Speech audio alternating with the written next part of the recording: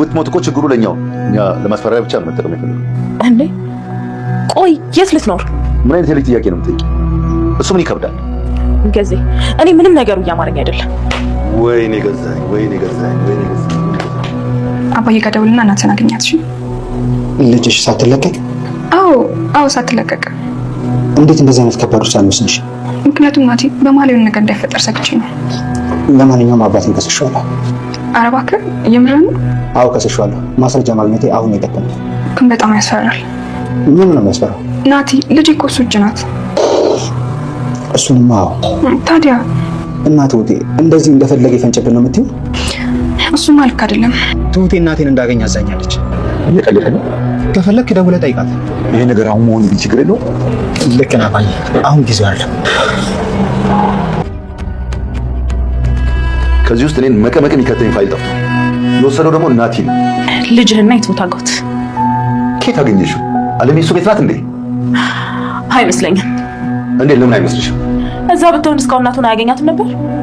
ነገሩ ልክ ነሽ።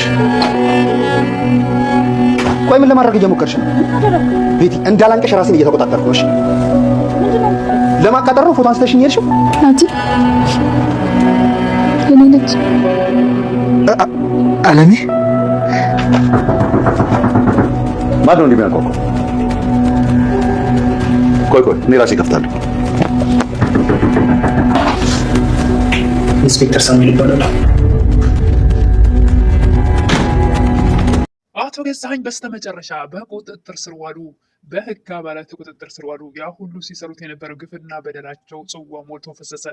እሜን በገዛ ቤቷ በጠባብ ክፍል ውስጥ አፍኖ ሳታብዳብደሻል፣ ቆንጆዋን ሴትዮ አስቀያሚ ነሽ እያሉ ራሷን እብድ ነኝ ብላ እንድታሳመን ያደረገው ብዙ ግፍ ሲሰራ የቆየው አቶ ገዛኸኝ በገዛ ቤቷና በገዛ ንብረቷ ምንም እንደሌላት ባዶ እንደሆነች ባዶነት እንደተሰማት ልጇ ሳይሞት ልጇ ሞተ፣ ለልጅ እናቱ ሳትሞት እናቱ ሞታለች እያሉ ሲጫወቱ የነበሩት አቶ ገዛኸኝ ዛሬ ላይ እድሜ ለትሁት እዛ ቤት ባትሄድ ኖሮ አለሜን ለቤተሰቧ ሁሉ ሞታለች ብሎ እንዳሳመነ ሁሉ እንደዛ ተው ገሎ ይቀብራት ትችል ነበር። ነገር ግን እድሜ ለትሁት እዛ ቤት በመሄዷ ናቲም መረጃዎችን ሰብስቦ በካሌብ አባትና በሱ አማካኝነት በህግ አባላት ቁጥጥር ስር እንዲውሉ ተደርጓል። በእውነት ደስ ይላል።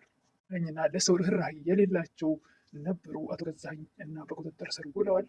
ሰላም ጤና ይስጥልኝ ውድና የተከበራችሁ በመላው ዓለም ያላችሁ ኢትዮጵያውያን ትራንስናችን እግዚአብሔር ይመስገን ደህና ነኝ። ትሁት ድራማ ክፍል 99ን አብረን እናያለን። የባለፈው ክፍል ትሁቴ ልጅህን ስጠኝ በምትለው ሰዓት አቶ ገዛኸኝ ገፍትሮ ከግድግዳ ጋር አጋጭቶ ራሷን እንድትስት ካደረገ በኋላ ወትቶ ዓለም የታፈናበት ከኖረችው ክፍል አስገብቶ ቆልፎባት ለረጅም ሰዓት ራሷን ማታቅ ራሷን ስታ ቆይታ አባባም ሲጨነቁ ምን ሆና ነው ልጅ ስልክም አታነሳም እያሉ ለናቲም ሲነግሩት አይቻት ነበር ከወሶ ቄዳ ይሆናል እያለ እሱም የት እንደገባች የሚያውቀው ነገር አልነበረም።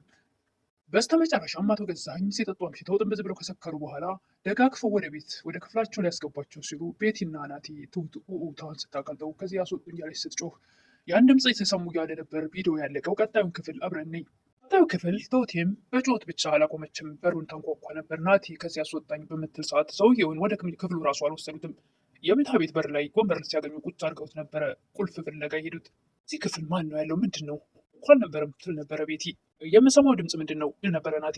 ናቲ የሚል ድምፅ ስታሰማ እንዴ ይል ነበር ናቲ። አዎ የእሷ ድምፅ ነው ትላለች ቤቲ። እዚሁ ስትገባ ቻለች ይል ነበር ናቲ። እኔ ምን አውቃለሁ እኔ ከአንተ ጋር አልነበርኩ ትል ነበረ ቤቲ። ይህም ቤቲን ቁልፉን በፍጥነት እንድታመጣለት ካደረገ በኋላ ትሁቴን ከፍቶ ጋጋትም ሆነ ለማስወጣት ችሏል። አቶ ገዛኸኝም ያሁሉ ነገር አልፎ ወደ ቢሮቸው ሲሄዱ ቢሮ ውስጥ ናቲ የወሰደውን መረጃ ናቲ እንደወሰደው አውቋል፣ ተረድቷልም። መቀመቅ ሊያወርደኝ ይችላል እያለ ለቤቲ ሲነግራት ነበር። ትሁት ድራማ ክፍል 100 ላይ ሊያልቅ ይሆን ነገሩ? ቲም ከእናቱ ከተገናኘ አቶ ገዛኸኝም እስር ቤት ከገባ በዚሁ መጨረሻው ሊሆን ይችላል። ክፍል 100 ላይ አሁን 99 ላይ ነው ያለ ነው። ገዛኸኝም እድሜ ልክ ሊያሳስረው ይችላል። ምንም እንኳ ያረጁ ደካማ ሽማግሌ ቢሆንም ግን እድሜ ልክ ሊታሰሩ ይችላሉ። ከባድ ወንጀል ነው የሰሩት። ብዙ ህጻናትንም ለገንዘብ ብለው አስጨርሰዋል። ቀኑ ያለፈበት ወይም ደግሞ ኤክስፓየር ያልተደረገ ወተት ከውጭ አስገብተው አለሜ በዚህ ምክንያት ነበር ከዛ ባዶ ክፍል ለዓመታት የተዘጋባት። በፍጹም እኔ በህይወት እያለሁ ይህን ነገር አታደርግም እያለች ስትከራከረው በዛ ምክንያት ነበር እሷን የጠላትም እዛ ክፍል ማፍኖ ያኖራት። ሁሉን እንዳታወጣበት እንዳታጋልጸው ሲል ነበረ እሷን ሳታብዳበደች ሳትሞት ሞተች ሲላት የኖረው። አቶ ገዛኸኝ ወደ እስር ቤት ከሄዱ ለረጅም ጊዜ ወይም ደግሞ እድሜ ልክ ሊታሰሩ ስለሚችሉ ናቲም እናቱ ጋር ስለሚገናኝ ቪዲዮው እዚህ ላይ ይበቃል 100 ላይ ወይስ ይቀጥላል? እሱን እንግዲህ ገዛኸኝም ትሁቴን ወላኔ ናቲ ወላ ደግሞ ቤቲ አይደለም ናቲ ቤቲ አታውቅም ነበር እዛ ክፍል እንደታፈነች ወይም እንደተዘጋባት። እሳቸው ራሱ ከስካራቸው ሲነቁ ወይም ደግሞ በእንቅልፍ ሲወጣላቸው ምን እንደተፈጠረ አንቺ አታውቂ ሲሉ ነበርና አጋጣሚ የተፈጠረው እሳቸው መስከራቸው ነው። በቀላሉ ቁልፍን መውሰድም ሆነ ያን በር መክፈት አይችሉም ነበር።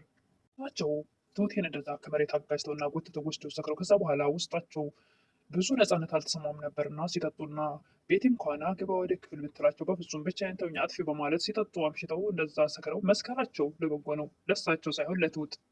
በቀላሉ ቁልፉን ወስደው ከፍተው ትሁቴን ለማውጣት ስለቻሉ፣ ምክንያቱም እሳቸው እንደዛ ባይሆኑ ኖሮ ትሁት ከዛ ክፍል መውጣት አትችልም ነበር። ናቲ ግን አቶ ገዛኸኝ ብቻ ሳይሆኑ ቤቲም በዚህ ነገር እንዳለችበት ነው ያመነው።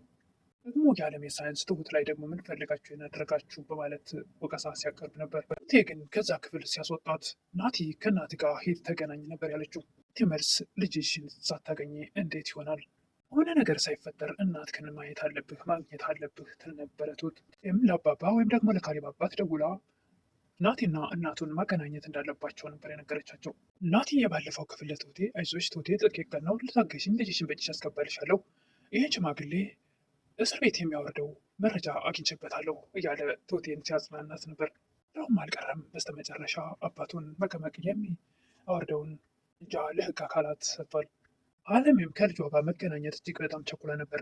ታዲያ ከዛ ቤት በምን ተሻለ ልጅን ካላገኘው እያለች አባባን ስታስጨንቃቸው ነበር አለሜ። ነገር ግን ትሁቴ ከእናት ጋር መገናኘት አለብህ በማለቷ በስልክም ቢሆን ልጇን ለማግኘት ችላለች። አለሜም በስልክም ቢሆን ልጇን ስላገኘችው ተደስታለች። አሁን ላይ በስልክ ያደረጉት ይመስለኛል እንደኔ እይታ ወይም እንደኔ ሀሳብ ገዛኸኝ የትሁትን ልጅ ስለያዘ ናቲ ከእናቱ ጋር ከተገናኘ የትሁትን ልጅ ጉዳት እንዳያደርስባት ይመስላል። ይኸው ጨካኝ ነውና የትሁትን ልጅ ያለምንም ርኅራኄ ሊገላት ወይም ሊያስገድላት ይችላል። ትሁቴም በህልሟ ተኝታ እያቃዣት ነበር። አለሜ ትመጣና ውጪ ከዚህ እንደኔ ከዚህ በፊት አፈነው እንዳያስቀሩኝ እብድ ነሽ ሲሉኝ እንደነበረው አንቺንም ይገዱሻል፣ ልጅሽንም ይገዱብሻል፣ ከዚህ ቶሎ ውጪ እያለች በህልሟ እያቃዣትና በህልሟ ሲታያት ነበር። የገባሁበት ቦታ ካስገባሽ በእኔ ቦታ አንቺን ይገልሻል፣ ቶሎ ከዚህ አምልጭ እያለች አለሜ በህልሟ እየመጣች ትሁቴ መተኛት እስኪያቅታት ድረስ ሲያቃዣት ነበር። ልክ አብረው ቁጭ አሉ እንዲመስል እስከሚመስል ድረስ ትሁቴ ከተኛችበት ቀን አድርጋ ቶሎ ከዚህ አምልጭ ትላት ነበር አለሜ። ይህም ከዚህ በፊት እዛ ቦታ ሆና ልጅሽን እገለዋለሁ ወይም አንቺን እገልሻለሁ እያለ ቅጀት በቅጀት ሲያስጨንቃት የነበረው አሁን ላይ ደግሞ ትሁቴ ላይ ያን ቅጀቱን ስታይ ብትደነግጥም፣ ነገር ግን ደግሞ ልጄ ትሞታለች ወይም ልጄን ይገልብኛል ብላ ወደኋላ አለችም። ናቲ ያን ሁሉ ጊዜ እናትና ልጅ ተነፋፍቀው ስለቆዩ እናት ግን ለማግኘት ቶሎ ፈጠን ነበር ያለችው።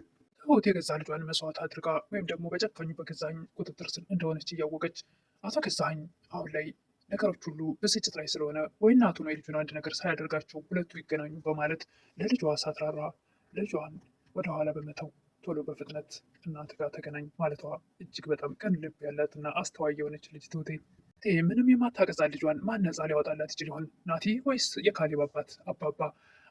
በእውነት በፊትም ጀምሮ እነ ቲና እነ ካሌብ እያሉ ወይም እነ ዳኒ የምወዳቸው ከዛ ድራማ ውስጥ ትሁቴና አባባ መልካምና ጥሩ ስብዕና ያላቸው ሁለቱ ነበሩ።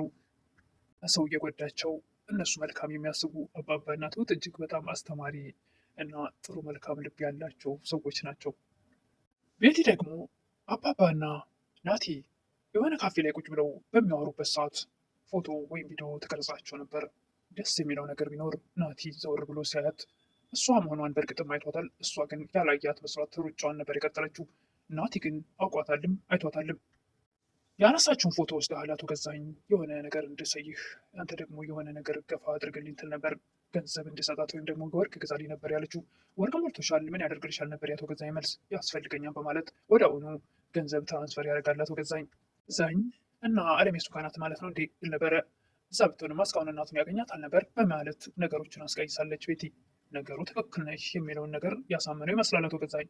ይህ በሰዓቱ ቢያያትም ከአባባ ጋር ሆነ ምንም አላለም፣ ጸጥ ነበር። ናቲ ከአባባ ጋር እያለ ዝም ቢላትም ግን ወደ ቤት ከመጣ በኋላ እኔን በወርቅ ሴትሽኝ ማለት ነው፣ ለዛ እኮ ነው መቼም አትቀየሪ እያልኩሽ፣ እንኮልሽን ካላቆምሽ እኔን መከታተልሽን ካላቆምሽ ሁለታችሁንም ነው መቀመቅ የማወራችሁ ብሏታል ናቲ ቤቴን።